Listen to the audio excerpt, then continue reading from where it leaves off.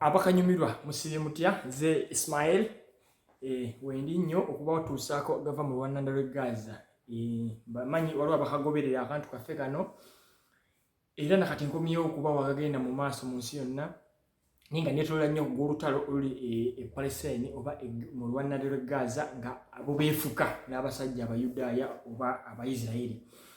Kale no n'olwaliro ngenda kusooka nsookeddala ku lutalo ekiri mu Rwanda lwe Gaza bwe mmala mbabuulyeko agava e Ukraine, Biden n'ebirala bwe bityo.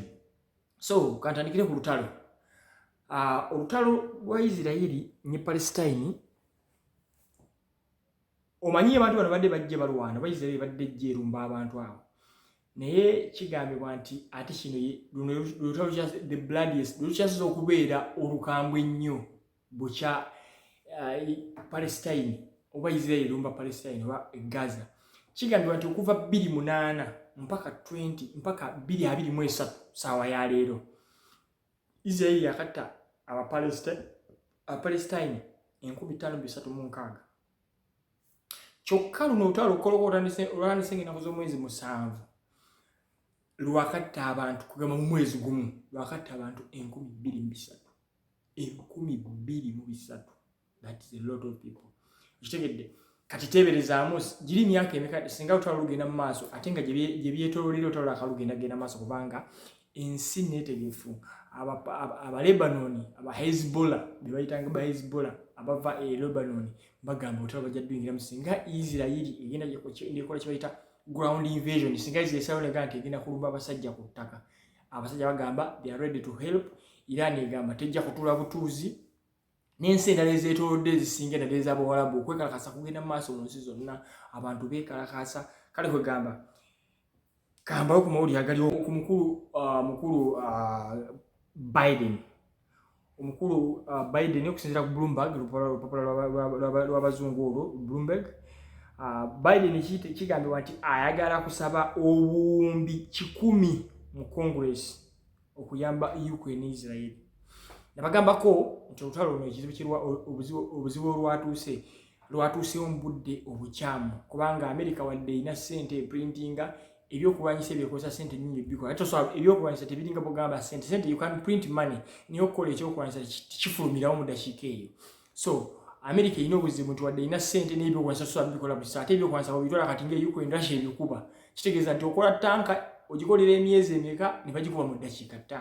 Kati kitegeeza nti ne bw'obanga gwe kabaka nga bwalaba America jigo olutalo Ukraine lubadde lusoose bamalako ebyokulwanyisa mu nsi ezisinga zibadde zibawaziba. Kitegeeza nti ensi mu stockpile zaazo ezisinga ezaali badde bakolagana nazo ate tezisobola nazo bayamba kuba nazo zaakoze ekizejjere. Kati ejjukira ensi yonna toyinza kujjako byakulwanyisa byonna kuggwako nga ggwe ebinaakuuma ggwe singa oba olumbiddwa. So tewali gavumenti esobola kwemalako byakulwanyisa esigale ku zero. Kati America echallenge erina nti saawa zino erina okusupporting entalo ezi bbiri ate nga zonna ziri blood.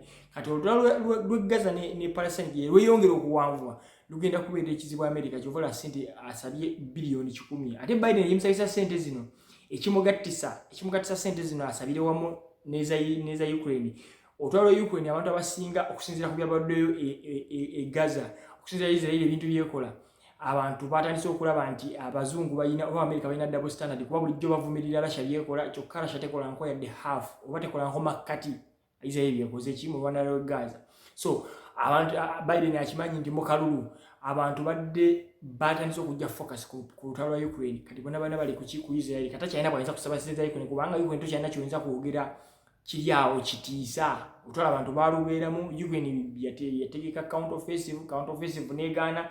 Kati saawa zino tayinza kusaba ssente za Ukraine tekyakola ayagala asabye wamu ate ekyokuba nti agenda mu kalulu ayagala abeere nga ssente afunye ezimala Ukraine agiwe ssente zigimala kubanga mu kalulu ajja kwata kyasobola kusaba ssente. Abantu abasinga mu America basaba olutalo lukomye olwa Ukraine. Okitegedde abantu abasinga bali ku side ya Israel kubanga Israel mugimanyi yefuga nga bagambye Israel yefuga buli wamu. Abantu batya nnyo n'oginenya kubanga bw'oginenya munna era naffe zino YouTube channels zetukola zino bw'oba kizuula nti toli ku side yaabwe okugijjako tekitwala na ddakiika olwo video gye nakoze bagidiriitinze ennaku nga zizaawo. Okitegeera. So Abayisirayiri be bafuga ensi esinga obukulembeze bonna beba buli mu maaso, so tosobola kuva eri n'okola ki n'obanenya. So Biden yasabye obuwumbi 100 mu Congress busobola muyambako mutolo Israel nani ne Israel ne wa Ukraine. Nsalo zombi agala aberenga akola ki asozirwanya naye ng'akozesa ssente za Israel kubanga amanyi za Israel ensi tebasobola mu masente naye za Ukraine time badde etuusi nga bagala zikola ki zimujjako. That's why abantu bagamba nti otalo lwatuse mu timing naye ntuufu kubanga singa terwatuusa ate Ukraine ebizibu byeyina kibali kiyinza okubafuukira ettabbo.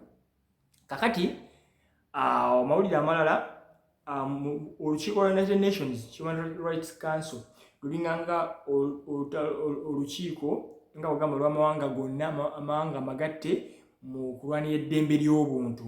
Abamerika bwe bazze okutuuka ku stage nga bagamba nti ssaawa y'Amerika yakwogera mu kwekalakaasa ensi nnyingi nnyo abakiise b'ensi ezisinga bavudde mu lukiiko nga bwolaba akatambi ako. Abasigaddewo babadde Germany, Japan ne Poland n'ensi ezimu eza NATO zatuuse okuba nga nazo tezasigaddewo okuwuliriza. Why? Kubanga ekintu ekyatuuse Palestine abantu engeri gibattibwamu nti mwategedde jjo abasajja Abamerika bakubye eddwaliro. Omanyi mu ddwaliro limu okuttiramu abantu nga 100. Just eddwaliro limu nga 100. Kwajjuka eddwaliro biramu abalwadde abali ku simaya ku simaya oxygen bakubye mizo ne batta abantu aba naye basoose ne beewaana ne bamala ne bajja ne bagamba nti ate aba Palestine bo bennyini bakubye baba Hamas bakubye eddwaliro eryo. Niyo obujulizi obuliwo obulaga nti kya bulimba. So abantu si basanyufu, Israel bajjagala bagiwagira naye waliwo ebintu ebitasoboka ng'okugaana abantu okufuna ekyokulya, ng'okugaana obuyambi okuyingira. Of recent ssaawa zino bakkiriza obuyambi okuyita Egypt ku booda yaabwe ne Egypt bakkiriza n'amazzi bagazizzaako n'amasannyalaze naye tebalina amafuta tebanafuna amafuta gabamala. So video nga bw'ogiraba abantu bavudde mu lukiiko ne bagala tebajja kuwuliriza tebajja kuwuliriza ebya kisiru. Then okuddako wanira ku by'olukiiko abantu nga 400 around 400 US Jews including 25 rabbis abayudaaya 100 nga Abamerika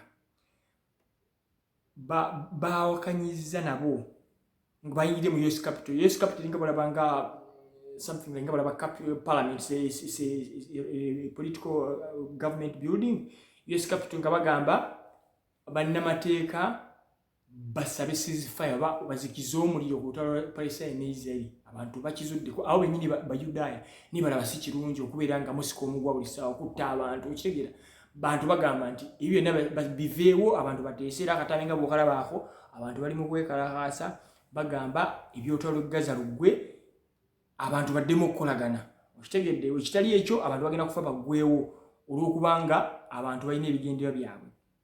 Then yakusembyeyo akatambi ako nga bw'okalaba olutalo lw'okwenunga bagenda kyagenda mu maaso emmundu ekyanyuuka abantu bakyafa era nga bw'olaba awo n'oggyeko sound obutambi buli ku Telegram naye olutalo lukyali lubbulade nnyo. Wabula ssaawa zino ekiriwo nti Abarasha beeyongera okwadvansinga. Kigambibwa nti beeyongedde manyi olutalo olwa Israel ne Palestine lwatuuse lulinga olwaggyeko momentum okuva ku side ewagira Ukraine. Era Ukraine eri mu kweraliikirira nti olw'obuyambi ne support y'abantu egenda kukendeera Russia eyongedde okuintensifying oba okwongera okubalumba. So ebintu si birungi ku side ya Ukraine, of course n'Abarasha si birungi naye bw'otunuulira ku ground n'ebifo ebiwambibwa Abarasha bali mu kwadvansinga. Kigambibwa nti olwokuba situation eriwo Abarasha balaka bagagikozesa beeyongere banagenda okuva mu ebyo nga Russia ena weetuuse ate olw'okuba nti ne support moral support ntono mu bantu era Ukraine kigireeta obuzibu kuba tekyasobola kufuna buyambi, tekyasobola kufuna support eyo gy'obadde olina nti bweze batuuza UN Security Council ebeera ku Ukraine, bwe batuuza NATO meeting ebeera ku Ukraine. Okitegeera mwalabye Zelensky yabadde agenda kukyala, yabadde agala atuuke ne Biden mu Israel nga bagenza okukyalira Netanyahu prime minister wa Israel. Zelensky bamuganye, that's a bad sign. Okitegeera so ebintu si birungi. Update ye eriwo nja kudamba wabawo ekyamaanyi. Nze Ismail ka video kano ka sharing commenting ne bwoba oli omu ngo commenting nze kinzizaamu amaanyi because sifuna ssente nkikola passion.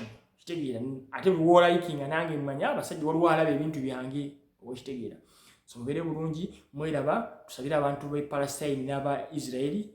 We pray for Israelis and for the Palestinians. We need peace. Abantu abo beetaaga bambi mirembe kubanga abantu ba bulijjo naddala tebali connected ku kino ekintu. So kyekyo, mubeere bulungi, mweraba.